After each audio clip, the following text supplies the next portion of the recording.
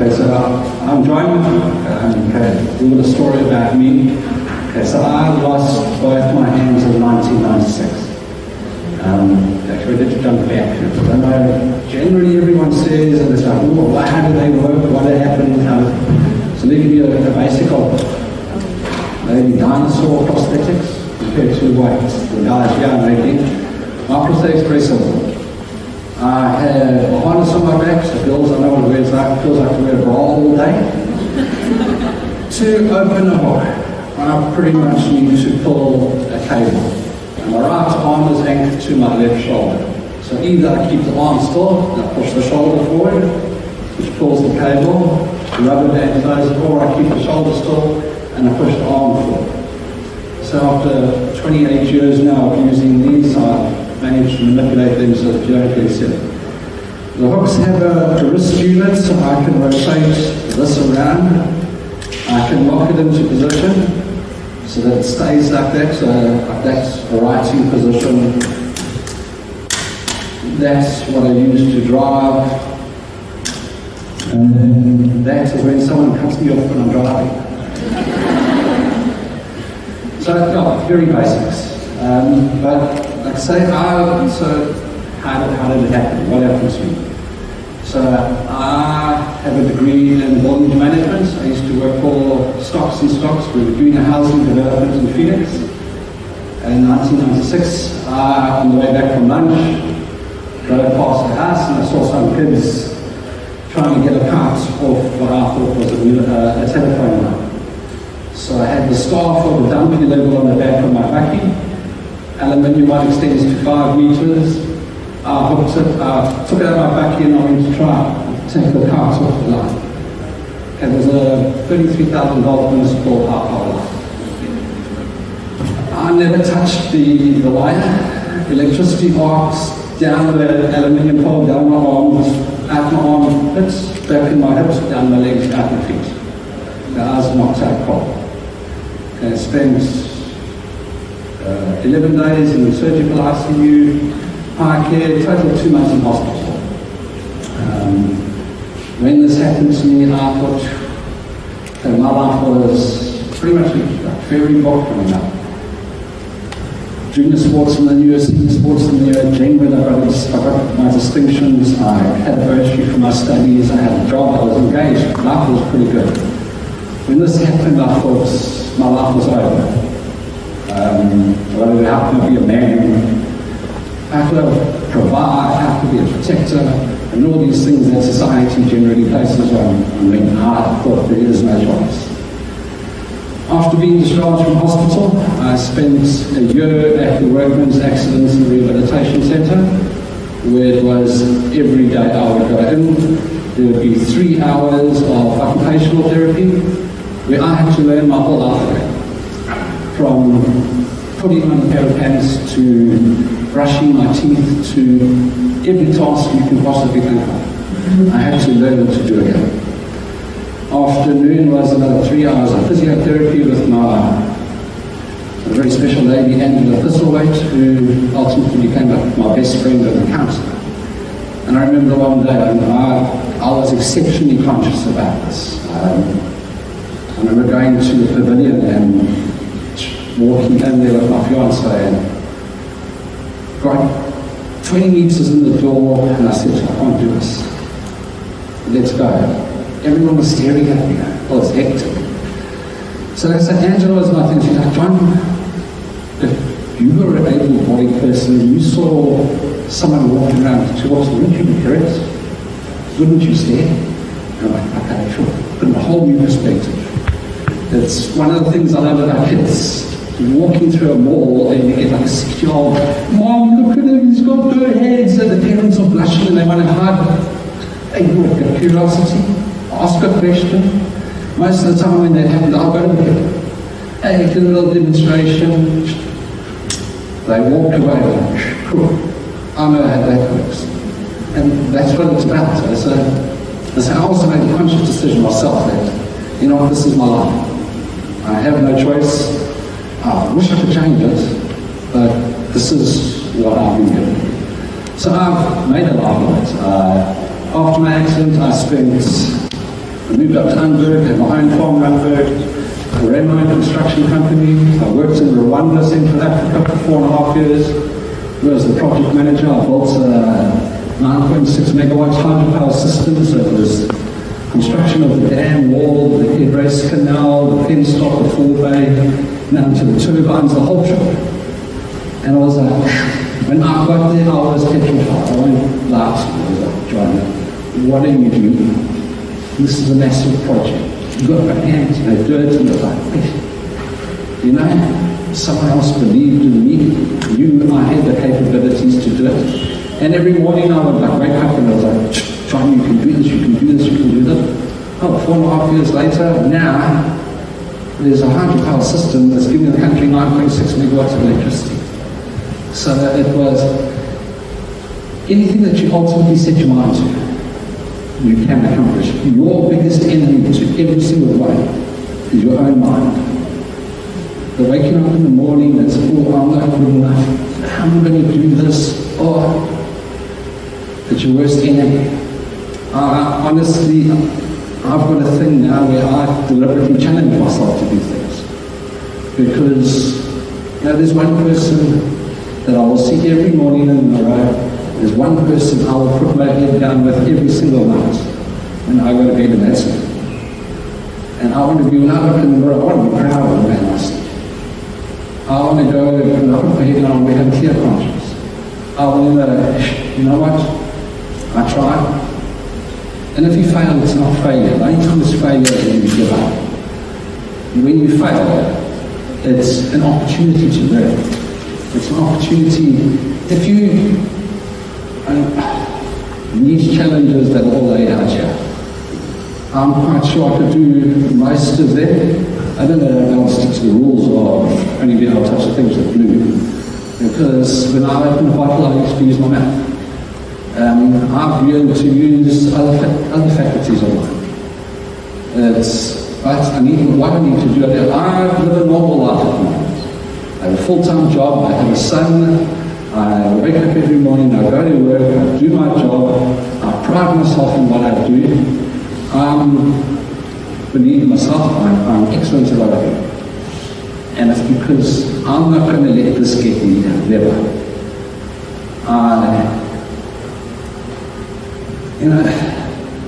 Everything that happens in your life, there's a reason for it. Sometimes when it happens, it's hard to really get what that reason is or why it happened. I still am not 100% sure why this happened to me. I have my ideas on it. I believe that a big part of my journey is to inspire people, to know that there's nothing you cannot overcome, ever. In the worst situations, when you're down and out and when you think that there is no hope, if you believe in yourself and you put your mind aside and you just focus on the task. It's like when I was during rehab, my occupational therapist, Helene Princeton, she's like, John, listen, this journey of 1,000 miles starts with the first step. Do the first thing, and maybe my first step isn't going to be as quick as yours, but that first step, learning to put a pair of shorts on, was like, woohoo, it was a victory for me. And it was, okay, yes, I can do that. Okay, now the next thing, learning to brush my teeth. Because it was elementary tasks like that I had to learn again. You find in the beginning I had a specially modified toothbrush and all that. So the tasks were a mission to do. But you know what? It wasn't someone else having to come there and brush my teeth for me. It gave me a sense of pride in who I am and being able to look after myself. So, I'm basically trying to say to you guys is that, I think everyone in life wants to make a difference. I think everyone in life wants to leave their own legacy or their own, whatever it may be. And so what these guys are doing here with this hand is exactly that. And so I started with them in 2013. I think I was re-on as a pilot, I would say guinea pig. But I was the first one to help them. And I said to Rian and I said, I'll be honest with you.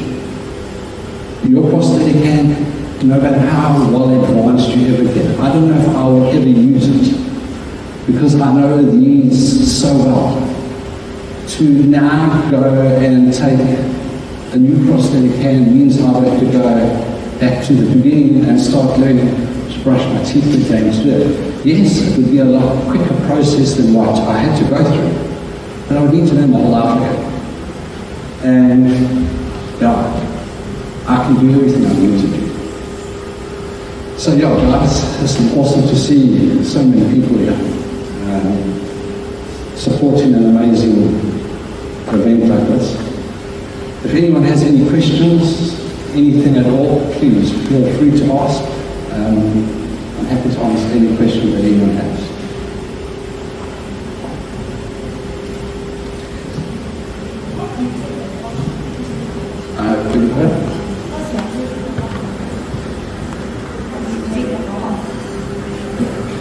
How do I say it? Okay, so in my shower, so when I go to bed, and I can show you, there's my amputation. So both of them are pretty much the same length. I'm 15 centimeters below the elbow. So when I go to bed and I go shower, this hole will come off. And in my shower, a lot of the public, the hotel toilets, they have the soap dispensers on all. I have two soap dispensers. One is for body wash and one is for shampoo. I have a problem in that my stomach, I can't get to this very back spot here. So I've been washing my head, I will make some shampoo on a brush, wash it before I go jump in the shower, take prosthetics off and go shower. Listen, I'm going to do everything. So I have a son. My son's my emergency prosthetist. When a cable snaps or when something happens, he knows how to do all repairs. My relationship with my prosthetists have been for 28 years now. So they know what I need, they know how. When I lived on my farm, my prosthetist hated me. He's like, John, because this is my life. I mean, I would hammer, I would do everything with him.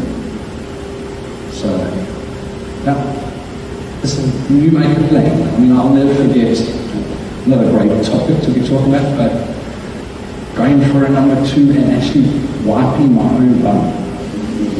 No, it was difficult. I was engaged, my fiancée and I moved in, and for the first couple of weeks it was, hey, babes, listen, I need to talk, why don't you come clean my bum? For a 25-year-old man, it's not exactly your proud at the moment. But necessity is the mother of all invention. I was stuck at home and I was like, okay, cool, I have to go. There's no ways I can not go. Went and was like, okay, babes is only coming home in like 3 hours' time. I can't walk around with a dirty butt. So I sat and I made a plan. She like toilet paper, I made it like a book, grabbed it like that, turned it around, I was like, oh, okay, cool, okay, next page. I made a plan. I know I do the job properly. I say it might not be the same way everyone would like to do it, but if you have a need, you will find a place. You will find a way of making it happen. And yes. So I drive a manual car. So yes, I drive a manual car. I used to be in sales for the company that I work for. So my car, the only modification I have on my car is on the steering ring, the old forklifts and the trucks have that fucking bar. I have the exact same thing, but it's a ring. So I literally just hook into it and I can steer. So I used to go to Joburg for business trips and I was like, cool, leave my car, call one of the security, please take my steering ring off, go there, go to Avis, okay, pull one car, they go, okay, can you just put this on the step car for me? Drive any car, drive one. The limitations have been placed on me. So when I first started driving, my prosthetic says, John, you will only ever be able to drive automatic. And I was like, okay, cool. bought an automatic because that's what I was told. Moved up to my farm and I had dirt roads, a little Honda Civic because I'm quite conducive through the dirt roads. I need a bakkie. There's no automatic bakkies. Well, in 2000 there were very few of them. So I'm like, okay. I said to my brother-in-law, I said, listen, I don't know why can't I drive a manual? I said, come to some big field. Let's go down to the field, I want to give it a spin. I don't see why I can't. Went down, put it on, go I drive. I've never, at home, in my lounge, I have a big wall in my lounge, above my couch. I spoke to my sons, it's like, hey, I really like some artwork for this. Oh, okay. Looks all over the place, hey, how cool would it be if I actually painted my own painting? Did a picture of Bob Marley, live the life you love the life you live. I'm no Picasso, it's no amazing work of art, but I'm a superpower. It's good. I'll be honest. How did I cope mentally? Okay, so I come from a very competitive family. I think my nickname in my family since I was 5 years old up till now is Champ. Because I remember working in the back garden with my dad, and was like, hey, Champ, why don't you get the spade? I'll count. And I was very competitive. I didn't want anyone to win. At school, sports-wise, I was at Glenwood. I was junior sportsman of the year. I had my provincial colours for athletics. Javelin, in standard 7, I was throwing the javelin further than the tracks. I had from standard 7 up to the trip, I had all of the records for javelin there.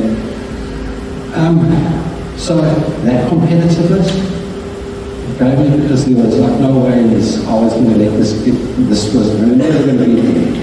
Family, huge, super important. When I was electrocuted, I was in hospital. I never spent a moment in my room on mine. My sisters have their own business. During the day, my sister Karen brought her office into my room when I was in general. She became my head nurse. Karen's also Karen's 7 times South African for karate. She represented for softball. Karen is super competitive. For physio told me, John, you do 3 leg lifts right to date. And she was there, she became my head nurse. And she was like, after work, my fiancée came and visited me. She would stay there till about 8:30 in the evening. When she left, my mom came, and my mom became my therapist. My mom got a lazy boy. My mom used to sleep next to me every single night.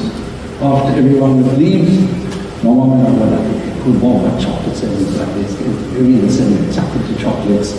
We would talk, and it's one of the most powerful moments. I remember in hospital, and a clear change of direction for me in my life was, I was chatting to my mom, and both my sisters had said to me, Champ, you don't have to worry about a thing for the rest of your life.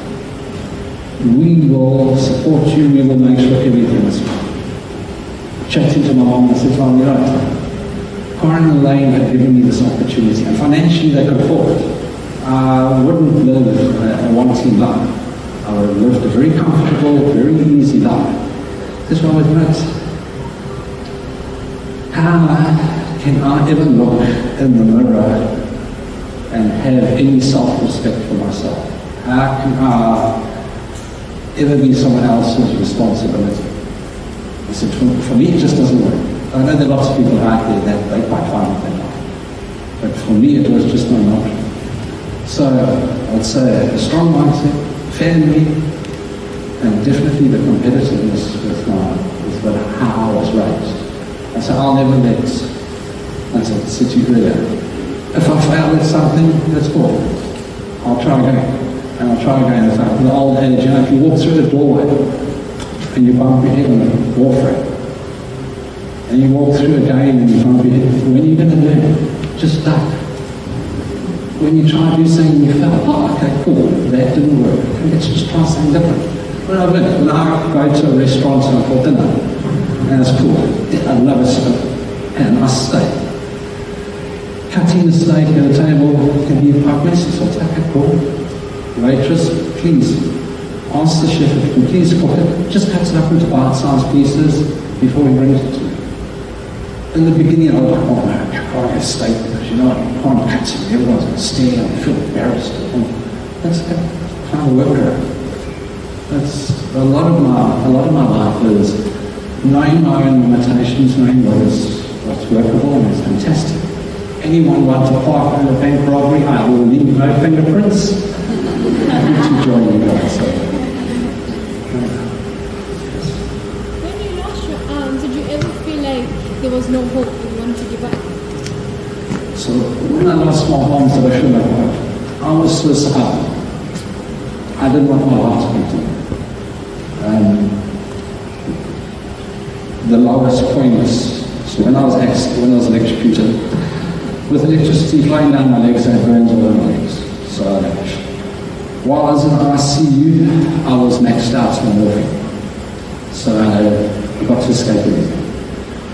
First time I went for a bath, because with the dressings on my legs, I didn't change them regularly, because breaking scabs on the surface wasn't good. So I went for a bath and it was morphine. I literally took my whole bed and then lifted the sheet with me on it and put me in a bath to soak so they could do the dressings.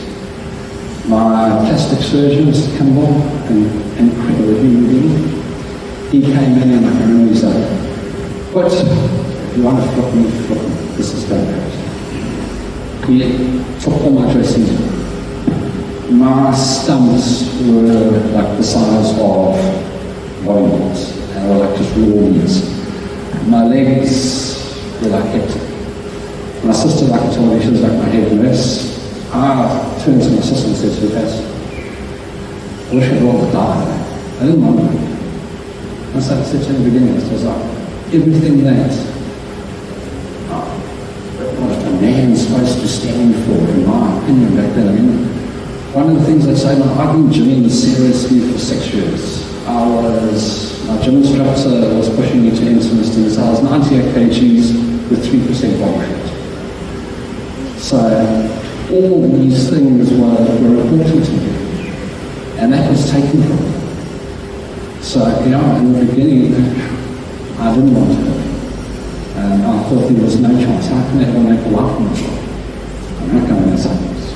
The male role was being the family protector. I couldn't do that. Well, that's what I thought. That's what my mind would do. So a little bit along the journey it changed. John, I think it's very inspirational what you've done and how you've achieved things. I'm told that everybody is needing to sort of leave out about 11 o'clock because they want to get up to school. But I'm sure there's going to be a few questions we can ask you afterwards. We've got some to do. A few things as you were saying, I'm saying, nice stats. But I think that's the only time when I would like sort of say that, it's quite cool. I'm sure you have often so many funny situations. I would love to be next to you while you're driving and you get to like speak up and you're like, no arms and something like that. I'm sure that happens quite often. But John, thank you very much for coming out and talking to us. We're going to, I think after the competition we can then just have you then answer some questions and stuff for everybody and really get going. Awesome. Thanks guys. Nice to meet you.